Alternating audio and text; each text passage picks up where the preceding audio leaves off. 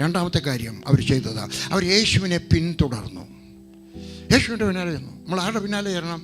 യേശുവിൻ്റെ അമ്മയുടെ അല്ല, യേശുവിൻ്റെ അപ്പൻ്റെ അല്ല, യേശുവിൻ്റെ അമ്മാച്ചൻ്റെ അല്ല, ഗീവർഗീസ് പുണ്യവാളൻ്റെ അല്ല. നിങ്ങളങ്ങനെ ആരാധിക്കുന്നവരുണ്ടെങ്കിൽ പിണങ്ങരുത്. ആരെ പിൻപറ്റണം? യേശുവിനെ മാത്രം. യേശുവിനെ മാത്രം പറ്റണം. അവർ യേശുവിനെ പിരിവരാ. അല്ല, അവർക്ക് പ്രയാസമായിരുന്നു. അവർ പൊട്ടക്കണ്ണരാ, രണ്ടുപേർക്കും കണ്ണ് കാണത്തില്ല. അങ്ങോട്ട് പോകുന്നിടത്ത് കല്ലുമൊക്കെ കാണും. അതിലൊക്കെ ഇങ്ങനെ ആർക്ക് നൊന്ത് കാണും. നിനക്ക് നൊന്താലും നീ യേശുവിനെ പിൻപറ്റുന്നത് നിർത്തരുത്. നിന്നെ ആളുകൾ അപമാനിച്ചെന്ന് വരാം, ചിലപ്പോൾ ഭർത്താവ് അടിച്ചെന്ന് വരാം. ഒരു സഹോദരി സാക്ഷ്യം പറയുന്നത് ഞാൻ കേട്ടു. അവർ ബന്ധിക്കോസിൽ ആരാധനയ്ക്ക് പോയി. അവിടെ ഭർത്താവ് അറിഞ്ഞു, ആണ്ട്രാ നിൻ്റെ ഭാര്യ അവിടെ നിന്ന് തുള്ളുന്നടാന്ന് പറഞ്ഞു.